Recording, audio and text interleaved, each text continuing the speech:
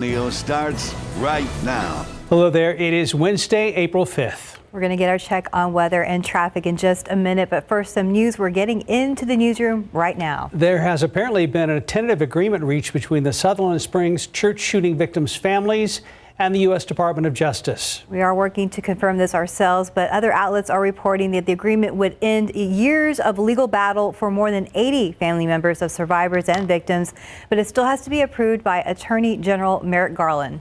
Now, the settlement is reportedly for $144.5 million.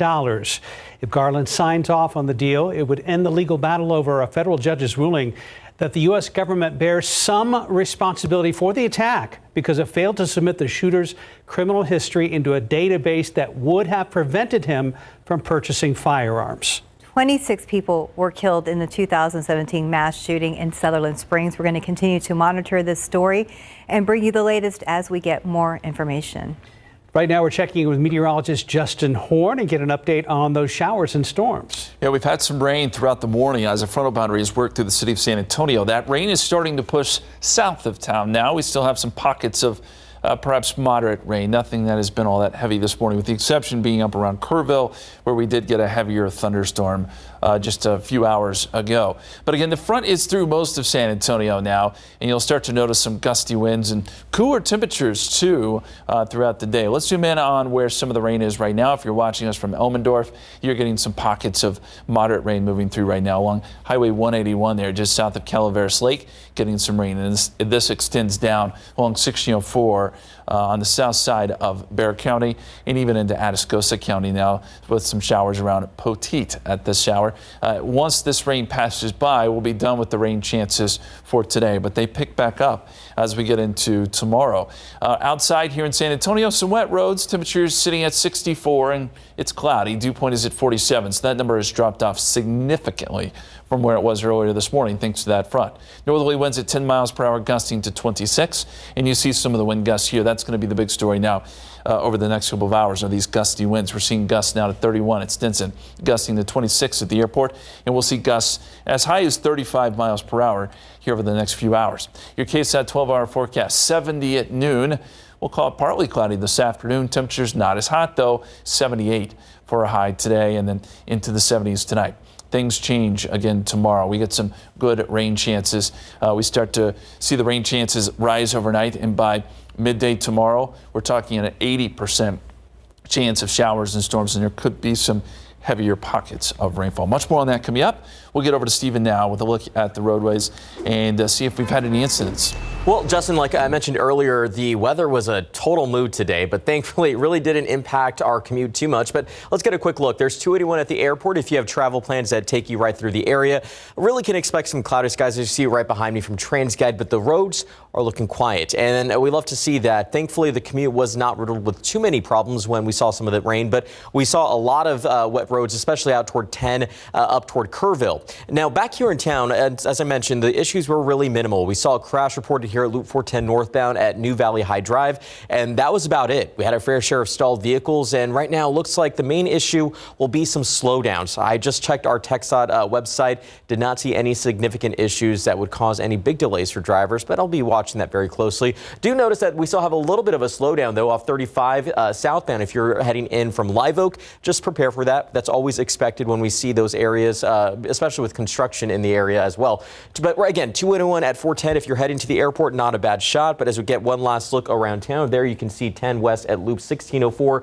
Things are moving along just fine. Just watch out for some of those wet roads, as Justin mentioned. We'll be tracking things closely over the next few days as well on the roads, guys. Thank you, sir. New information right now on a house fire that happened earlier this morning on the east side. We first told you about this on GMSA at 6:30. 7 people no longer have a place to stay after the home they lived in was destroyed by that fire. It happened on East Carson Street, right across from Fort Sam Houston in the Government Hill neighborhood. Our Sarah Costa was first on the scene and shows us the damage. Firefighters are now in the mop-up stage, really checking for hot spots in the attic at the top of the home. But we want to show you the video from earlier this morning when we first arrived at 6. Just look how intense those flames were. That smoke so thick at one point we could barely see in front of each other. Now, SAFD tells us the call came in just before 6. The San Antonio Fire Department was actually down the street on East Carson working the scene of a car crash. As soon as this call came out and they saw the fire, they could see the flames coming from the home, so they arrived pretty soon to the scene. Now, they tell us 7 people were living in the home total, including a man living in the car in the back of the house.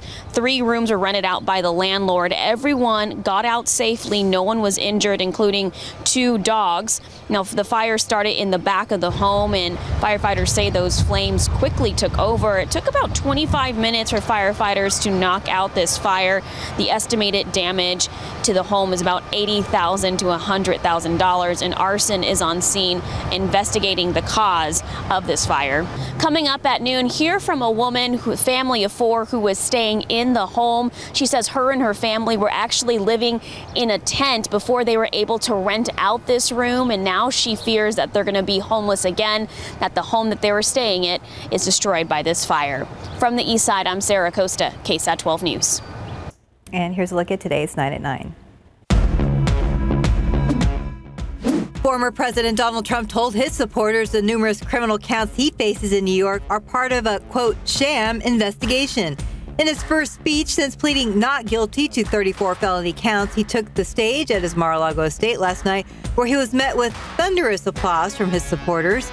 Trump adamantly stated his innocence of any crimes and assured the crowd that he is ready to fight the charges and run for office again in 2024. The felonies Trump faces center on a hush money deal with adult film star Stormy Daniels, but prosecutors also accused the former president of a broader scheme to conceal criminal conduct that hid damaging information from the voting public during the 2016 presidential election. Trump is due back in court December 4th, with the trial expected to begin in January, going on through the election year. Donald Trump won a substantial victory in another case unrelated to his arrest yesterday and the charges filed against him. The Court of Appeals sided with him in his effort to recoup additional legal fees from Stormy Daniels. She had filed and lost a defamation suit against him. Daniels was ordered to pay Trump's attorneys more than $120,000 in legal fees, on top of more than $500,000 she had already been required to pay. In Wisconsin, liberals are taking control of the state Supreme Court after the victory of Justice-elect Janet Protasiewicz. Her win over conservative Daniel Kelly, a former state Supreme Court justice, is one of the most consequential election outcomes of the year because the Wisconsin Supreme Court is poised to hear challenges to the state's 1849 abortion ban. Johnson & Johnson has offered to pay nearly $9 billion to settle thousands of cases that claim its talc products cause cancer. The proposed settlement would be paid out over 25 years through a subsidiary of the company. However, Johnson & Johnson says the settlement does not constitute an admission of wrongdoing and reiterated that its talc products are safe. Apartment sales are on the sharpest decline since the mortgage crisis of 2009. Higher interest rates, regional banking turmoil, and slowing rent growth have made it financially riskier to invest in multifamily buildings. Apartment tenants might feel some relief, however, as rent prices are on a downward trend. With tax day coming up fast, promises of a faster and easier tax filing process were made from the new head of the IRS. At his ceremonial swearing in, Danny Werfel said he will work to cut wait times for taxpayers calling for help and will expand online services. The IRS extended the tax filing deadline to Americans affected by storms and tornadoes. It hit several states last week. Storm victims in parts of Mississippi and Arkansas will now have until July 31st to file individual and business tax returns. And residents and businesses in parts of California, Alabama, and Georgia will have until October 16th to file their taxes. The regular tax filing deadline for most Americans is April 18th. 5 of the world's busiest airports were in the U.S. last year. Atlanta's hub once again topped the list as the busiest by passenger volume. It was followed by Dallas-Fort Worth, Denver, and Chicago O'Hare, with Los Angeles coming in 6th. A strong rebound in domestic travel put the U.S. facilities on top. And that's today's 9 at 9. Back here at home, Feed SA is a citywide movement to fight hunger. Every season, there is a call to fundraise, donate, and serve with the San Antonio Food Bank. And this year's campaign will run April 15th through June 15th, and the goal is to raise 1 million meals. Max Massey joins us live from the Food Bank. Good morning, Max. Good morning, guys. So take a look around. These are a lot of empty shelves. We are trying to fill the shelves. We're joined here with Valerie from the Food Bank. So, Valerie, we see the empty shelves. What does the need look like in and around our community? So right now at the Food Bank, we're actually serving 100,000 individuals every single week over 29 counties, and 1 in 4 of those are actually children. So as you mentioned, these empty shelves, they need to be filled. And so we're very excited to partner with the Feed SA campaign and help raise awareness for our neighbors in need. So during the COVID era, the last few years really, we experienced a boost in funds to food stamps and SNAP benefits. And so what was happening is these individuals that really needed to be able to buy their groceries, it was helping boost that opportunity for them. Well, on March 1st, that ended, and those funds are no longer available for them in the way they used to be. And so it's vital at this point to really fill those shelves and help our neighbors in need have that food. So we do work off of a platform of food, time, money, and voice. So this Feed SA campaign is really great in helping us raise awareness and help the whole family engage in this opportunity. We only have about 30 seconds left, so how can people step up and help out?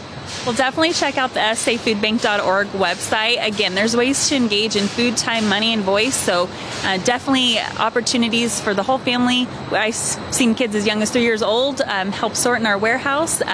We've had people host online fundraisers where $1 raised actually provides 7 meals. So a lot of creative ways for our community to just partner with us and help us and our neighbors in need. Valerie, thank you so much. And guys, if you can't make it to the food bank, we have these red barrels at Goodwills across the city. We're going to have so much more on this coming up on the news at noon. And of course, KSAT.com. Guys, back to you. Thank you, Max. 9:09, 62 degrees. Coming up next on GMSA at 9. A new study shows most millennials feel positive about their financial situation despite these uncertain economic times. After the break, we're going to speak with a financial expert about the findings of that survey and what steps millennials can take to protect their money. Welcome back and good morning, San Antonio. Millennials are between the ages of 27 and 42, and many of them are busy juggling careers, families, and other responsibilities during these uncertain economic times. Still, many of them feel good about their financial situations. That's according to a new study done by Ameriprise Financial. Joining us this morning live from New York is Marcy Keckler, Senior Vice President of Financial Advice Strategy at Ameriprise Financial, to talk more about this study. Good morning, Marcy. Hi, good morning. Good morning. Well, for our viewers who are not familiar with your company, tell us a little bit about Ameriprise Financial and this new study on millennials and their finances that was just released.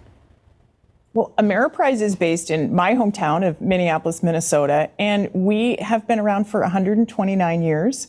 And our mission is to help people feel confident about their financial futures. And we have 10,000 financial advisors around the country who help families do just that, feel confident about their financial futures.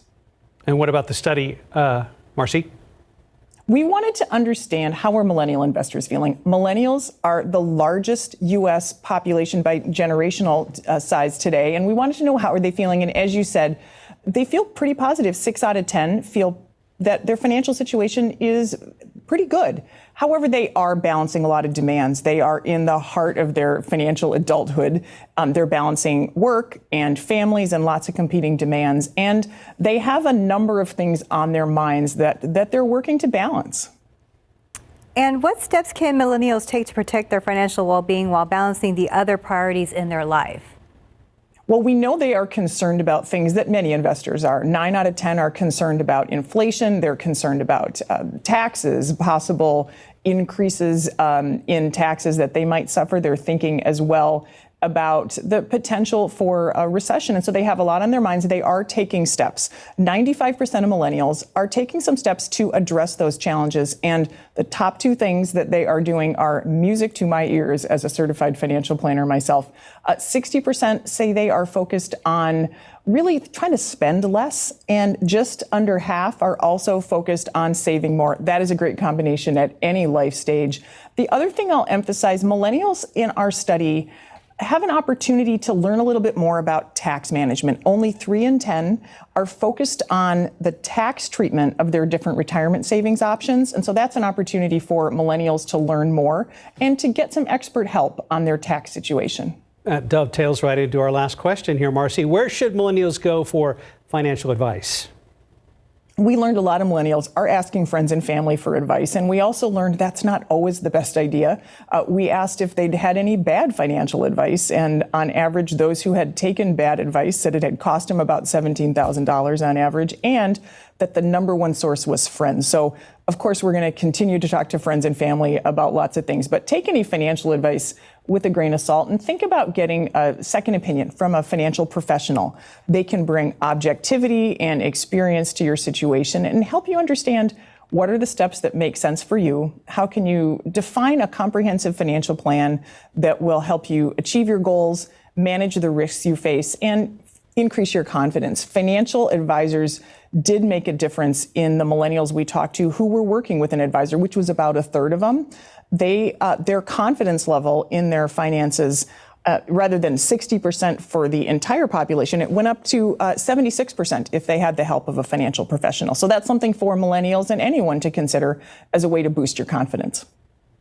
All right. Thank you, Marcy Keckler, the Senior Vice President, Financial Advice Strategy at Ameriprise Financial. Thanks for joining us this morning. Thank you. Right, back outside with Live Cam back here in South Central Texas, and it's been a great day. Justin said we'd have a line of showers move through and then things would change, but then more rain is still in your forecast. That's right. We had the window this morning for rain move through. We didn't get a ton of rain out of it, but we did see some lightning strikes here and there, and it was a little busier earlier this morning. That line is pushing south and southeast, so we'll get a break for the rest of today. Rain pretty much stays out of the forecast, but as we get into tomorrow, the rain chances come right back into play. So let's look at where the showers and storms are right now. Really, we're not detecting a lot of lightning strikes, so this is mainly just shower activity here moving into Wilson County. But you will find some spotty downpours, some heavier downpours mixed in here, and this is working its way towards Floresville. It's actually right on your doorstep. It'll be here in just minutes for you. So expect some rainy conditions there. Floresville over to Stockdale. Lavernia, you're just on the backside of the rain. So is Elmendorf, and all of San Antonio at this point is pretty much out of the rain. And in fact, there is a clearing line that's starting to take shape north and west of town. So we'll probably see some sun later this afternoon too. But all of this rain is along a frontal boundary that has passed by the city of San Antonio, and you can see that clearing line I was talking about right there. Still seeing some clouds around Kerrville, but the sun is out.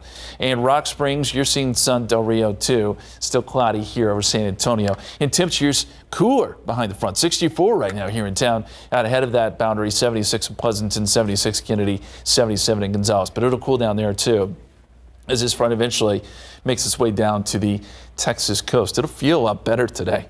It's been so very hot last couple of days. This is a nice change. 61 in Bulverde, it's 62 Kingdom Lake, 60 in Rio Medina. And temperatures today will eventually make their way up into the 70s once that sun comes out. Right now we're sitting at 64 again. Dew point is at 47. That's a huge change. Earlier this morning we had a dew point at 70. So you can see the difference that front has made. Northerly winds at 10. Gusting to 26, and that's something else we need to talk about. The gusty winds behind the front. We're going to see some fairly strong winds out of the north and northeast. Gusts possible at 35 miles per hour. We're seeing that right now. 31 mile per hour wind gusts at Randolph and at Stinson, gusting to 27 Rio Medina, gusting to 23 in Bulverde. The winds will subside some this afternoon, but it will still be a breezy day. Sun starts to pop out here next couple of hours, 70 noontime, and then by later today, 78 is what we're expecting here in San Antonio. Then as we get into tonight, clouds begin to fill back in, and we'll start to add in some rain chances by tomorrow morning. By, say, 5 a.m., we're up to 50% chance of rain. By 11 a.m. tomorrow, we have an 80% chance of rain in the forecast. When's the last time we had that? You got to go back several months. Okay, so this is some of the best rain chances we've had in a long, long time. Here's a look at the forecast. 80% chance of rain coming up on Thursday, 70% chance for Good Friday. Notice the temperatures. It's going to be much cooler. 50s, 58 Thursday, 58 on Friday. And then as we get into the weekend, looks like we'll start to get some clearing. 70 on Saturday with some clearing skies, especially late in the day, and Easter Sunday. Not looking so bad. Partly cloudy and 78. We were able to take rain chances pretty much out this weekend. And it does warm up to start next week. We've got 82 on Monday, 83 on Tuesday. Coming up next half hour, we'll kind of time out some of the rain chances for you next couple of days, although it really is going to be basically a rainy period from Thursday through Friday, guys. Fantastic news for a lot of folks. It is. Thank you, Justin. 921, 63 degrees. And coming up, a fun science experiment with Sarah and David at Hoffman Elementary.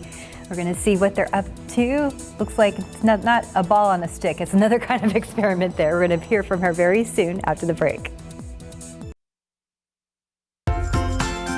This morning, Sarah Spivey and David Sears are at Hoffman Elementary on the far northwest side with a Science with Sarah.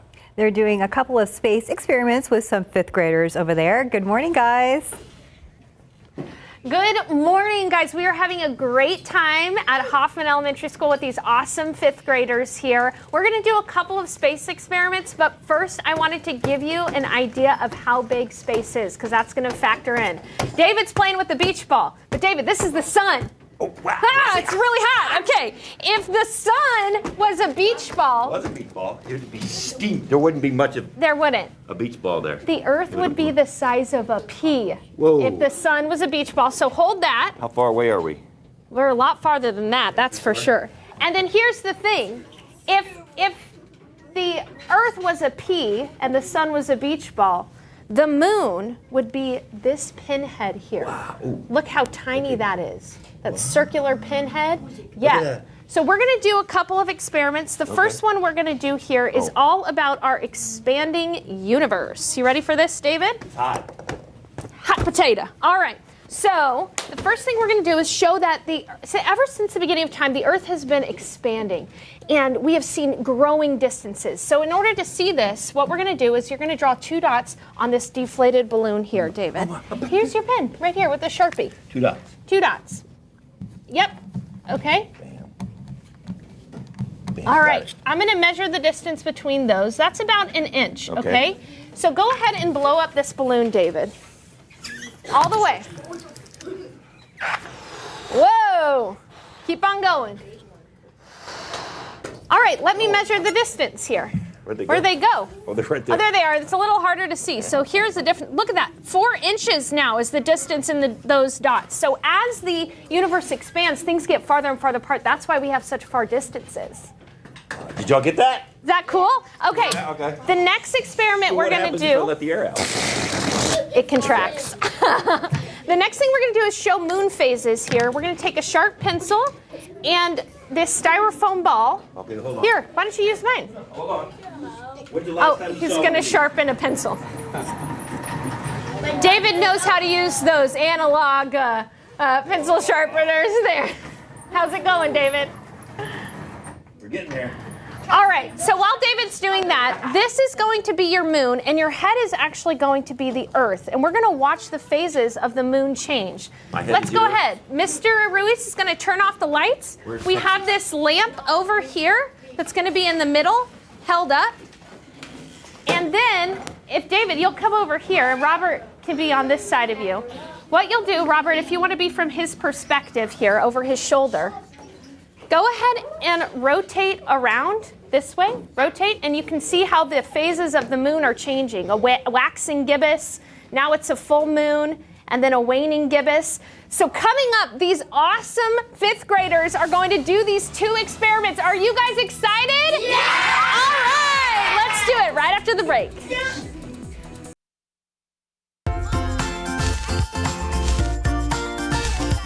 Hoffman Elementary School here on the northwest side of town. These 5th graders were so excited they were counting down until we were coming back on TV. You guys did a pretty good job. We're going to be doing the expanding universe experiment here where these kids blow up the balloon and take a measurement of how their dots have changed. So guys, y'all can blow up your balloons if you want. Make sure to tie them. Go ahead and blow them up. Blow it up.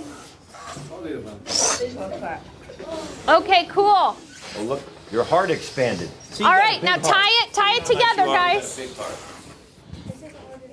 So what was the you can tie it. What was the measurement before you blew it up? You remember?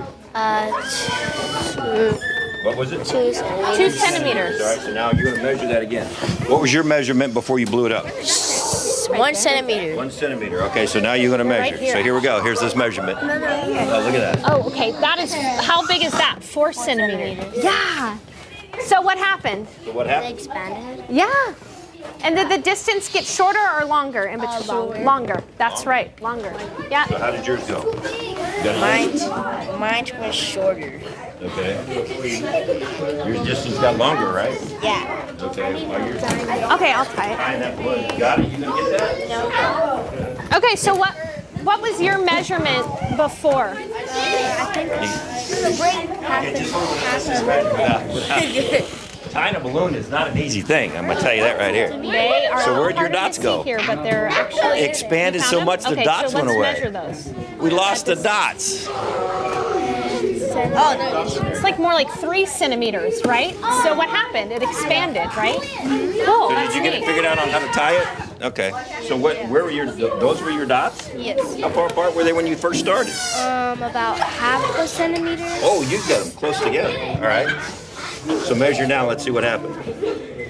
Inches or centimeters? Centimeters. If you did it the first time in centimeters, we'll do it this time in centimeters. So you're right at 2.5, right? Yeah. So you went from a half to 2.5. I love what you drew What on did the you back. draw there? Look at that. What is that on there?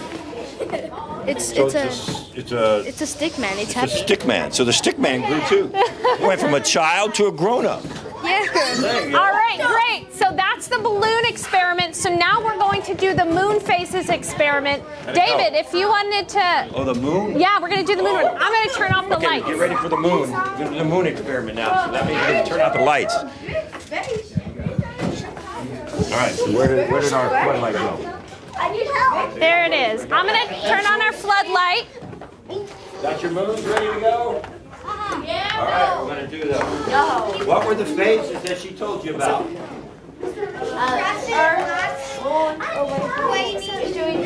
Okay, so what is that phase right there? If it's completely dark for Robert, what is that phase there? Remember? If it's completely dark. New moon. Okay. Now as Robert turns around, he's going to see a little bit of a crescent. What's it called when the light grows on the moon? Waxing. Nailed it. Okay, what's it called when half of the moon is full? Half. Quarter, right? And then what is that? When he sees all the light on the moon? Full moon. That's exactly right. And then back to the new moon. So why don't we get somebody to do this? Why don't you come up and do this and just turn around in a circle? Rotate. Turn around and rotate. Does somebody else want to join her? Rotate? Your head is the earth, right? Okay, so hold your pencil with your star. Okay. Yeah. And then rotate and then watch how the light changes. Isn't that cool? And now you can see it's a crescent. So what's happening? I have no idea. Oh. You know what's going on. I do. What's going on? So, It's kind of changing. Like the shape of the phase. Yeah. Right? Yeah. That's way to go, guys. Have you ever looked in the moon? Have you ever looked up at the moon when it's real thin, like a fingernail, right? And then it grows into a ball like that. Yeah. All righty, guys. I'm going to turn the sun off. You ready? Yeah, turn the sun off. 3, 2, 1. Okay, everybody. We're dead now. Mr. Ruiz, if you can turn the lights back on here. I just wanted. Everybody, what I want you to do now is I want you to say hi to Mom and Dad back at home. Well, he's saying hi to all the people. Hold that up. There you go. For more experiments like this, you can go to KSAT.com. All right, everyone, wave again.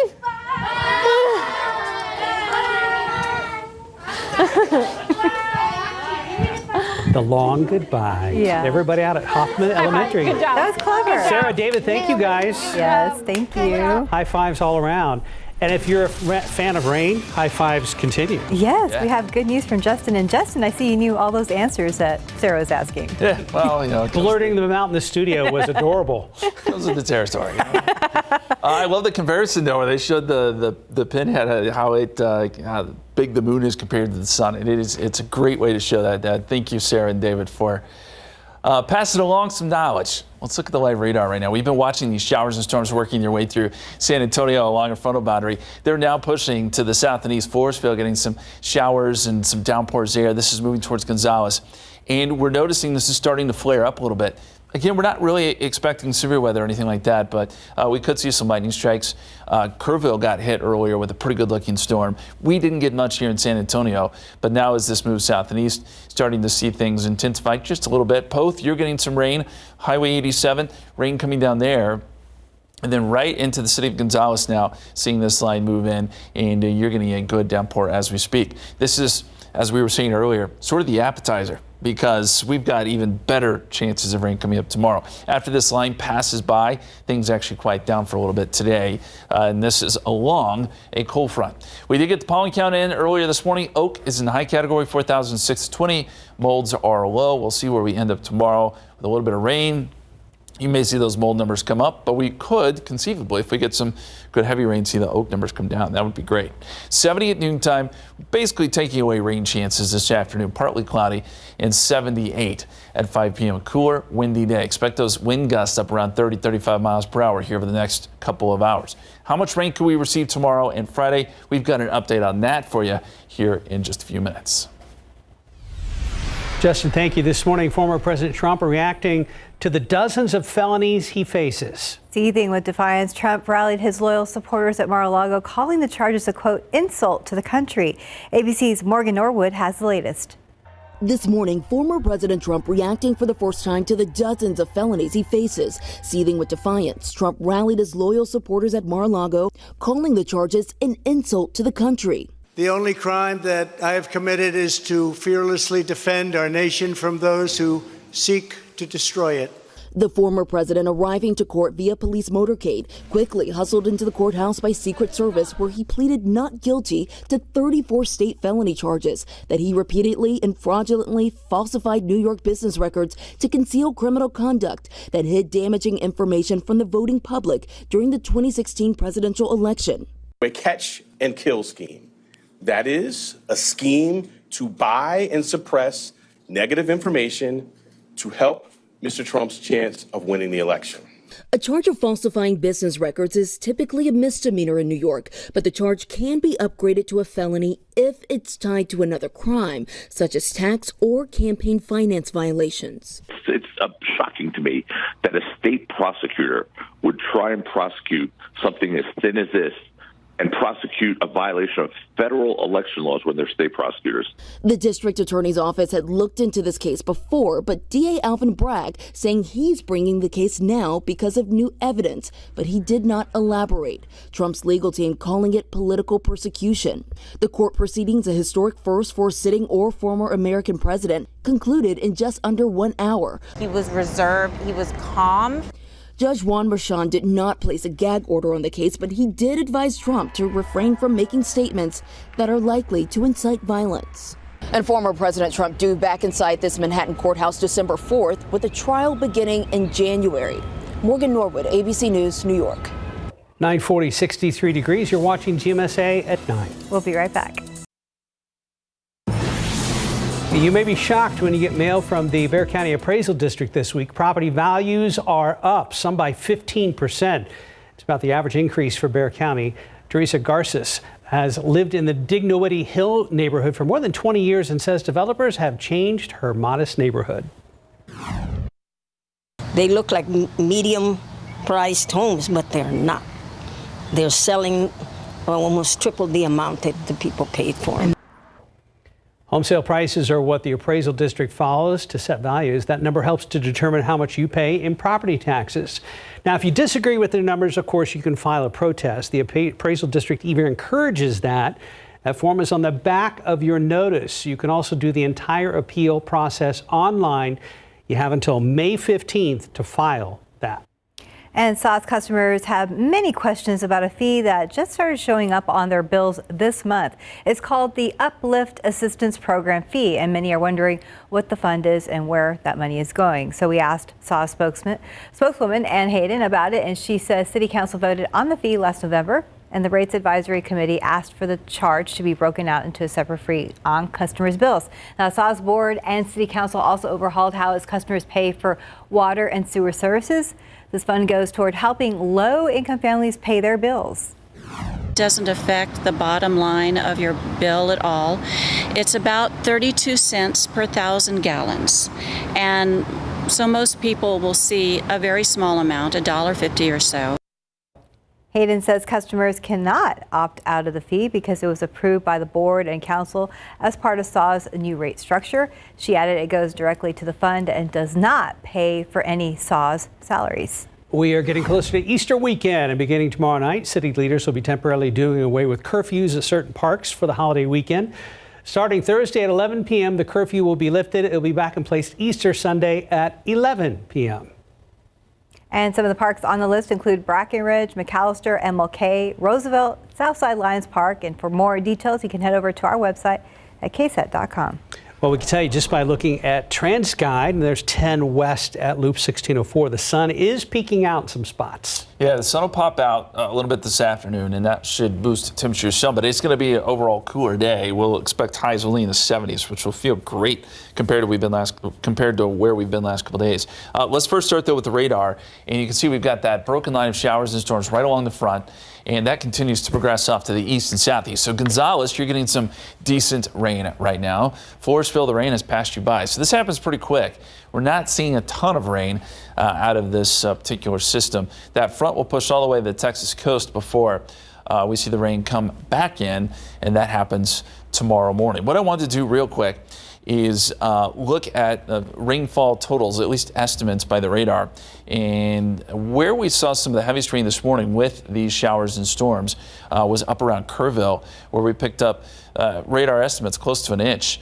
Right there, that swath right there, that green color represents probably around an inch, at least where we saw some heavier rain. 0.8 is what it's showing. Here in San Antonio, much less, probably about a tenth of an inch at most as the showers came through. And then again, maybe a tenth of an inch Gonzales down to Floresville with that latest round of rain. Here's what we think will happen. So by 5 o'clock, that front is pushed towards the coast. Most of the rain goes with it, and we're left with partly to mostly cloudy skies. But as we get into tomorrow, again, things will change a little bit. Rest of today, 70 noontime, 72 by 1 p.m. We're up around 78. We'll call it partly cloudy, and we'll get gusty northeasterly winds behind the front, too. So winds are already gusting 25, 30 miles per hour. Expect that to continue through this evening. And then the wind gust forecast, it does show gusts 30 to 35 through maybe noontime before it tapers off just a little bit. Still breezy, though, even into this evening. Let's go outside for you. We've got 64 and cloudy. Dew point is down significantly from where it was earlier, 47. We've got that northerly wind at 10. The satellite picture shows, yes, we are getting some clearing, especially on the northwest side. Sun's trying to pop out. Sun is out in places like Bernie, Bandera. You're seeing a little bit of sun. Same story there in Kerrville and Lakey. Sun is out for you. And we'll see a mixture of clouds and sun today. More sun as you go north and west, less of it as you go south and east. And as we look at the big picture here, there is a lot of severe weather along this front. We're on the tail end of it, but you go north, there is a ton of severe weather. Tornado watch box is in place. It is going to be another day of severe weather, unfortunately, and potentially some tornadoes up north of us where there's better lift and better action along that front. So our forecast as we get into tonight, the showers and storms begin to gather along the Texas coast overnight. This is 4 a.m. tomorrow morning. We begin to add in some rain chances. And for the morning commute, 60% chance of rain, showers, some downpours. There could be some pockets of heavy rain to contend with as you drive to work and school tomorrow. Midday showing widespread rain. We up the rain chances to 80%. That'll be the case around 4 o'clock too. Good, healthy rain. It appears pretty widespread around the area, which is exactly what we need. Even going into tomorrow evening, tomorrow night, some good rain chances. Right now, 70% is what we have at 10 p.m. tomorrow.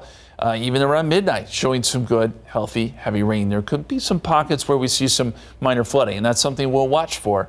But, man, we're not really complaining at this point, right? 1 to 2 inches potentially here in San Antonio. Some higher totals to the east, lower totals to the west. And as we look at the extended forecast, that widespread rain tomorrow and Friday. But one other thing we definitely need to point out are the temperatures. Upper 50s, that's it. So jacket and umbrella tomorrow and Friday. Have it with you. 70 Saturday, 78 on Sunday. It does clear out this weekend, and it looks like Easter Sunday will be just fine. 78 and partly cloudy. It warms up next week. All right. Thank you, Justin. The Phoenix Suns never trailed last night against our Spurs. They won 115-94. The Spurs only dressed 10 players without their top two scorers. Keldon Johnson with a right foot sprain and Devin Vassell with an injured left knee. Also out for the Spurs, Zach Collins, Jeremy Sohan, and Romeo Langford. Coach Pop said even though it was a tough night for his guys, their competitiveness was great. And he said they executed pretty well against a very good basketball team. Spurs now head back to Texas for their last two home games, but those will be part of that deal to play in Austin as part of the Spurs' 50th anniversary. They'll host the Trailblazers tomorrow night at 7 p.m. and then the Timberwolves on Saturday afternoon. Both games being played at the Moody Center in Austin.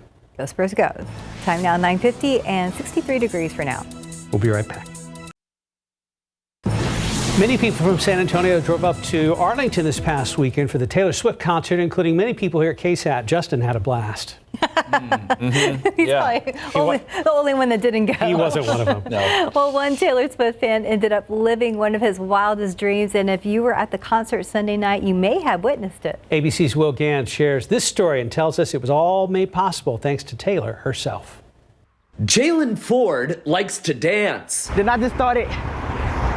Yeah. Not only has he turned his dance moves into a job advertising for local businesses in his Arlington, Texas hometown, he's also built up a fan base.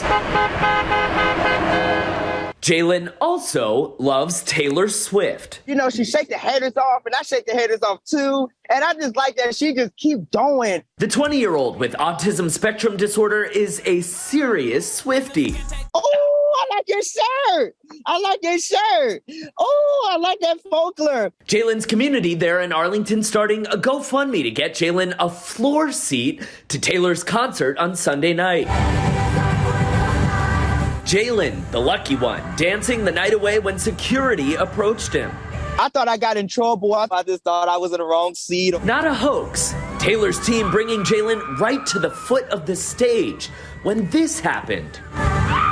A signed hat for a superstar Swiftie, capping off an enchanted night beyond Jalen's wildest dreams. Why do you love Taylor Swift so much? What is it about Taylor that I love Taylor Swift so much because she inspires me. I really just like how hard working she is. And you know, I'm a hard worker too. I work all day. I work 7 days a week. Think we know who will provide the soundtrack to his dancing days on the street. The colors. Will Gans, ABC News, New York. That's awesome. Yeah. That is a cool story. 78 degrees today. We're going to see some cooler air behind this cold front. Those showers and storms along the front are really starting to move out of here. So gusty winds, cooler today, but the big story will be the rain tomorrow and Friday. Widespread showers and storms. Be prepared for a few pockets of heavy rain, and it will be cool. 58 both days. What a change, and we'll be here to follow it all for you. So Taylor was at AT&T Stadium, and Stevie Nicks' Billy Joel was supposed to be this weekend. That's right. And I posted yesterday, they postponed the show by a year due to an illness in Stevie Nicks' band. So check on your tickets, cancel your hotels, all that stuff for Dallas this weekend. Yes, an update there for all those concert goers. We'll see you tomorrow.